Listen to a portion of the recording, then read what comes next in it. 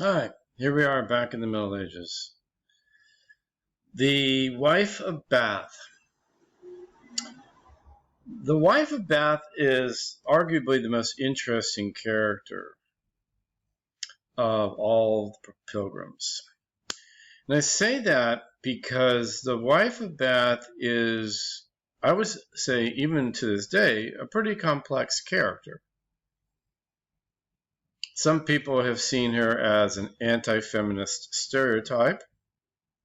But other readings of the same text might argue that because the wife is so, shall we say, human, so sympathetic, she is not two-dimensional by any stretch, right?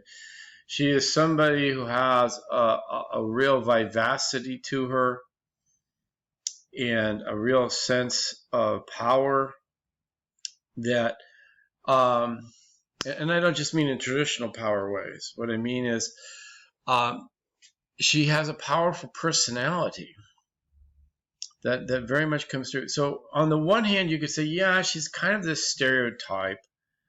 On the other hand, she really brings us to look at this a little bit more carefully. And while sometimes we may laugh, other times we're looking there and go, yeah, I can kind of see why she says that. Okay? So this is the one situation where arguably the prologue, well, not arguable, the prologue is longer than the tale. Okay, most of the prologues just kind of are there, kind of get things going. And the Miller's prologue that we took a look at was pretty relatively lengthy, but not as lengthy as the tale. The Wife of Bath's prologue is longer than the tale, because that's actually really where the interesting stuff is happening. Okay. Experience though non authority, whether in this world is right enough for me. She brings up right away a central conflict, a central dynamic. Where do we get our knowledge from? Where do we get our learning from? On the one hand, there is the church, which teaches people how to be and what's right and what's wrong. On the other hand, there is experience, life experience, if you will, right? The wife is arguing that experience has taught her things different from what the church has taught.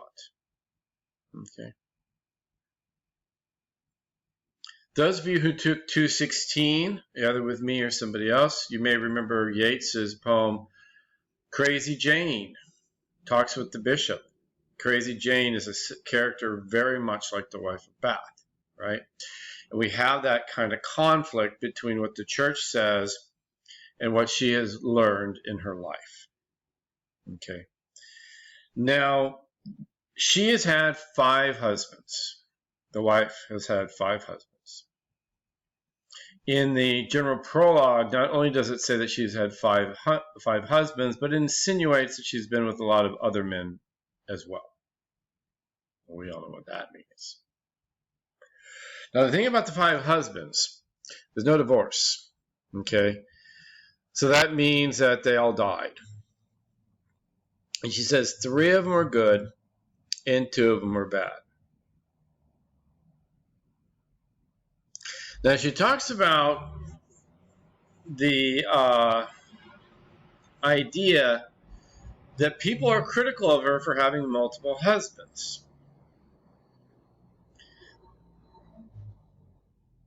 The notion is that when the first man died, she should have maybe put on black and been a widow for the rest of her life. Right? That's what a good Christian woman would have done. Right? She was married very, very young, right? And her first 3 husbands are all old. Those good husbands were good husbands because they were old husbands. And they didn't last long. And they left their money to her. This is one of the things that you need to read through carefully with this. She basically would, frankly, abuse them. verbally. Accused them of being unfaithful, which, considering their advanced age, was unlikely. They were hardly able to do anything with her, much less roll around with somebody else. But it flattered, she was very aware, she flattered them by accusing them of being unfaithful. The idea that there were other women who would want them, right? That they even could manage to do this was a form of manipulation, right? And so she would control them in this way. And she said basically, line 209, and by my fay I told of it no store. They had me given her land and her treasure, right? Women basically were practically legal non-entities. If you were married, all the income, all the money belonged to the husband, unless you had it specifically drawn up legally that she could take over. And that's what she did with each of her husbands. She basically took over their land, their property, their money. And after a bunch of them died, and she inherited, and got all their land, she's financially pretty well set. Now, the wife is kind of a scary character to some of the other pilgrims. She seems very, how shall I put this? Kind of like a sex monster. And at one point, around line 169, the partner interrupts. Now, remember the partner from the general prologue. Some of you wrote about the partner. The partner is like, for all intents and purposes, we suspect he's a eunuch, right? He has that very high voice, a naturally high voice. He has no beard, right? Even though he's a grown man, he has no whiskers, right? And so the narrator of the tale suspects that he's a eunuch, which happened in those days, by the way. Young boys with a particularly good singing voice might have their testicles clipped so that they would not go and develop into maturity. They would not go through puberty, and they would preserve their voice. All right, pretty horrible practice, if you ask me, but nobody asked me in those days. But the eunuch, the partner, goes, "Oh my gosh, I was thinking about getting married, but now I'm listening to you talk about all this. Oh, really, I'm staying away. Which is kind of a bit of a joke because, after all, he probably can't. But he encourages her to continue talking. It's like hearing the game plan of the opposition, right? He goes, "Teach us," right? "As taketh not a grief of what I say, for mine intent is for but to play." So there again, right, the wife of Bath is like,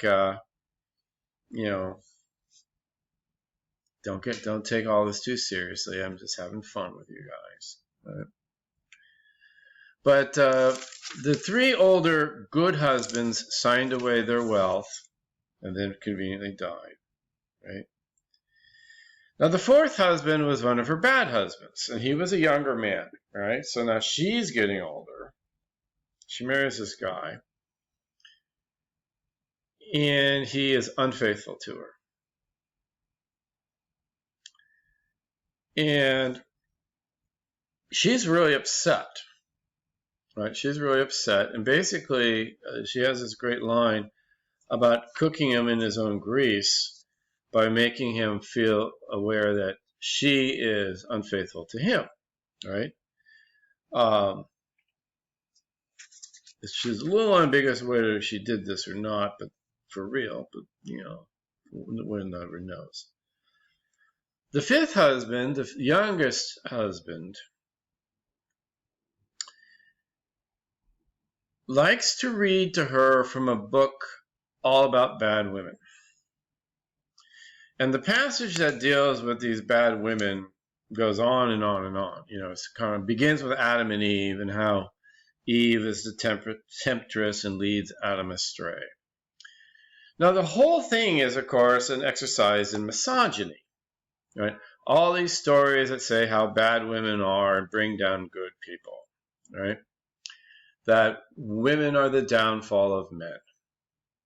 And the husband keeps on going with this and going with this and going with this, right?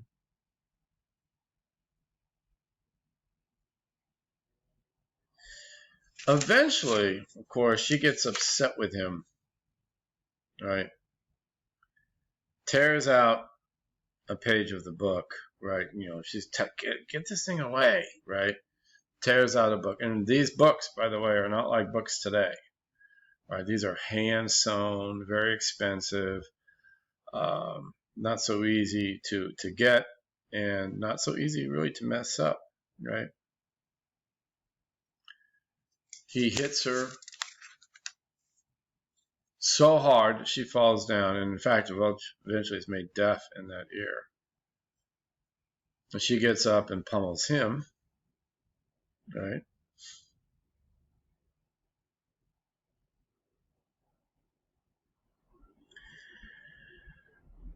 The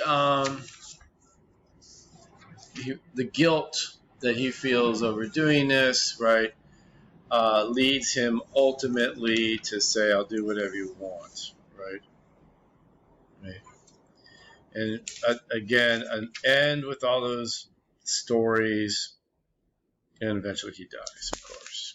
And she is now on the lookout for another man. So the prologue is interesting because it sets up this idea of the wife as really having overcome a lot of great difficulties. You have the whole structure of society of the Middle Ages, which basically is against women. It pushes women into a very number of very limited roles. But the wife of Bath has maneuvered her way out of that, right? She has kind of used men's, how should I put this, their sexual desire to enrich herself, right? And while she talks about how people, like in the church, say she shouldn't have done this, right? She points out, you know, the patriarchs of the Old Testament had multiple wives. Of course, they had multiple wives all at the same time, right? Don't get me wrong. Don't misunderstand. The wife of Bath is only married to one person at a time, right? She's not a polygamist or anything like that, okay?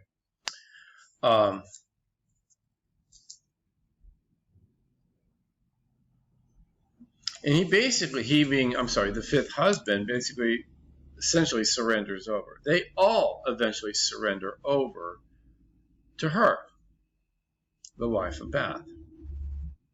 Okay? And as I said, this leads her into her own tale, which we'll talk about, in part 2.